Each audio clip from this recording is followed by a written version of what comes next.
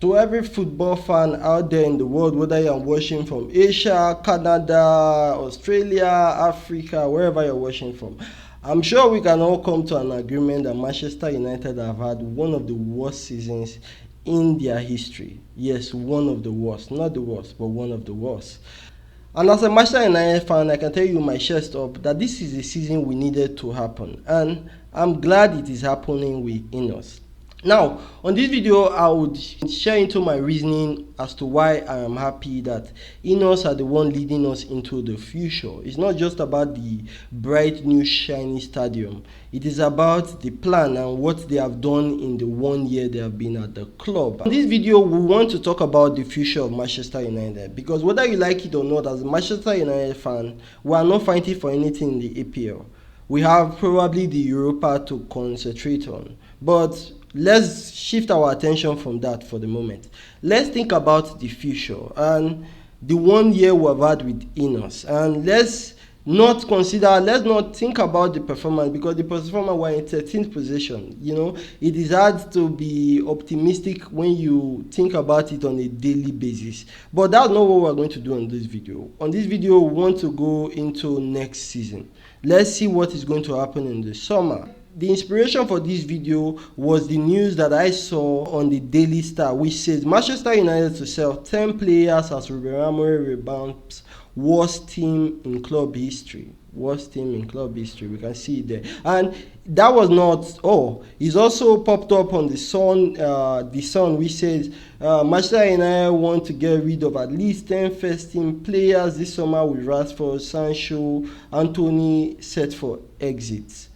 Now, when I saw this, it wasn't a surprise to me. Why? Because Tom Hayton, Johnny Evans, Lindelof, I think Eriksen are already leaving the club. So that's 4.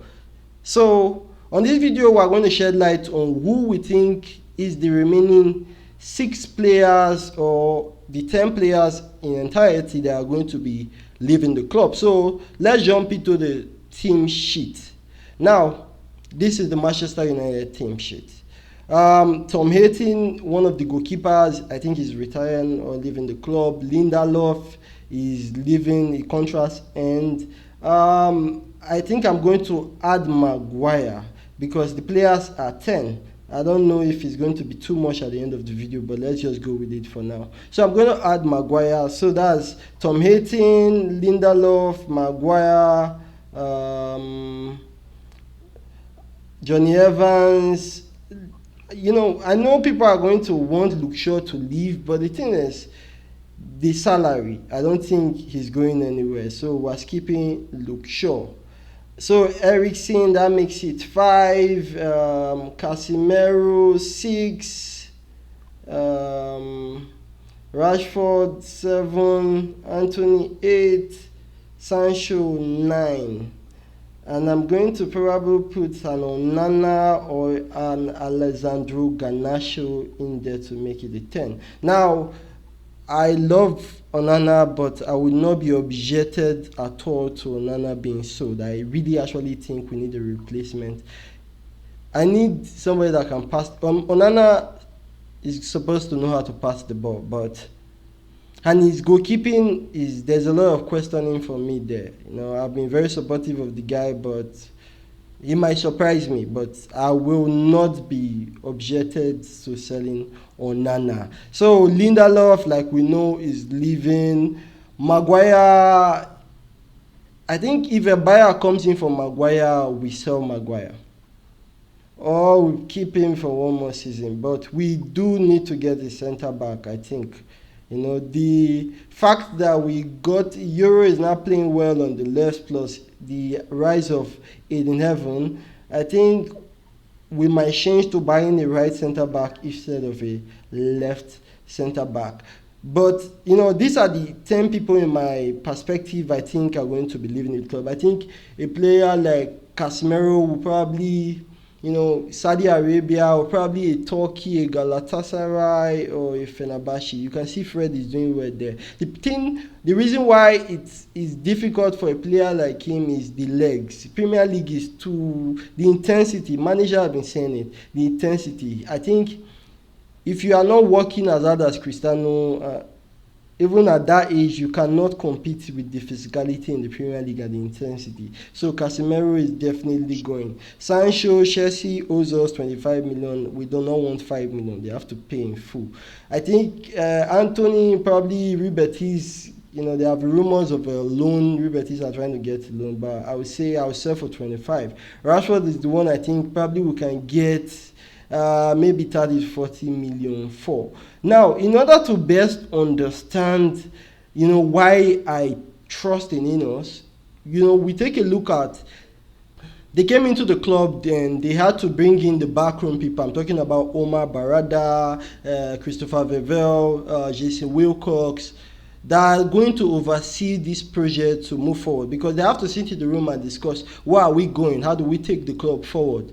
It took some time to get those people in, and of course they had the situation with Dan Ashworth and he had to go.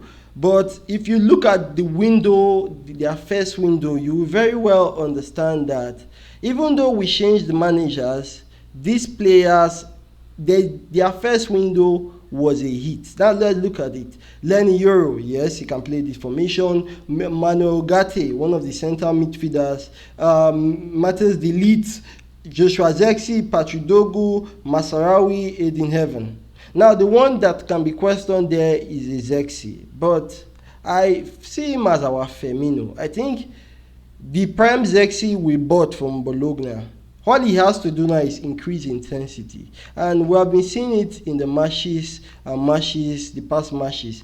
He can get there. He's going to need a lot of training. He's going to need the team. It's not a one-person show. You have to build. So I think it's going to come good for us. Plus, he has been doing it for matches now. He just needs to keep getting better. I think it will work out. Aside that one, I think every player has a position in the 3-4-3 formation that we play. Now, let's also look at the players that we sold last season, because you have to put something into perspective. One thing that we have been bad at in Manchester United is selling players. But if you look at this transfer window, Manchester United was able to get 100 million on player sales. I'll say it again, 100 million. We got 100 million. Now, they were judged and criticized for probably transfer like Scott McTominay. I feel that's a 30 million player. They got 26 million for Mason Greenwood. For me, though we could have gotten more, but it was an urgent sale, and that was what happened. And they did a really good deal from my perspective in getting rid of a player like Donny van der Beek, a Varane, a Willy Kabawala. I never really rated Willy Kabawala as one ultimate centre-back, Aaron Wan-Bissaka. It was a good window for a start, if you understand the way Manchester United have been operating for years on now. So, if I were to judge Ineos in their first year, I would say it was a 70 over 100. They performed excellent. No, I'm not going to look at the table because, we are bad and we were terrible in the beginning of the season. We had to change manager, we had to change style, we had to deal with the noise from the social media. As a Manchester United fan, this was a season that we needed to go through. This was a season of change, and we all very well understand that change is never easy. Imagine moving from here to a different country. That was what each and every player had to deal with. So you have to understand that we can do like this for them for this season. We did not go to relegation. There's chance for Europa. So for me, we have not X matches, but we are still in a position to end the season in a position that puts us in a great way to start next season, if I make sense. So for me, Ineos is the first transfer window. Since we are selling 10 players, we're probably going to get 6 players. We're probably 4 coming from the junior team. Shidorobil is signing like him, and probably 3 other younger team players that are probably going to join the first team. So we're going to get probably 6 to 7 new players come next season. And one thing you have to understand that is very important also is the age of the players that are in our team and who we are going to get. So now this is our team.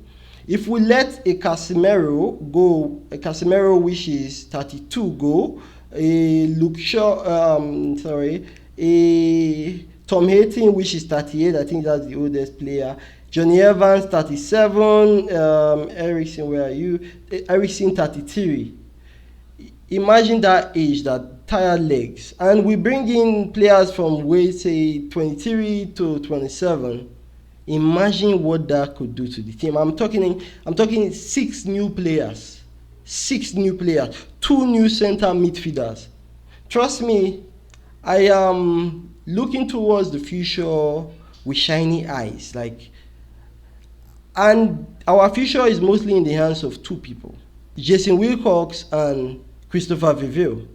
And Christopher Viville is already living up to expectation because he was the one that brought in Sanu Kone, that is on the junior team, Haven from Arsenal. So we have already started though. Like Manchester United, I'm not saying we're going to win the season next season. That's not what I'm saying. I'm just saying we should learn to appreciate the little progress we have. And for the first time in a long time, we have intentional people.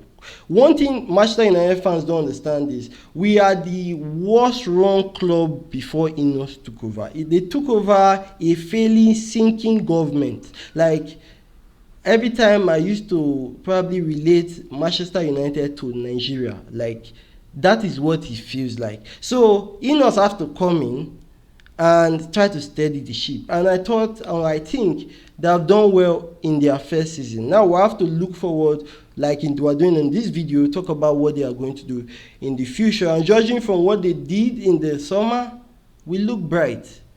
Plus, news like this saying we're getting rid of 8 players.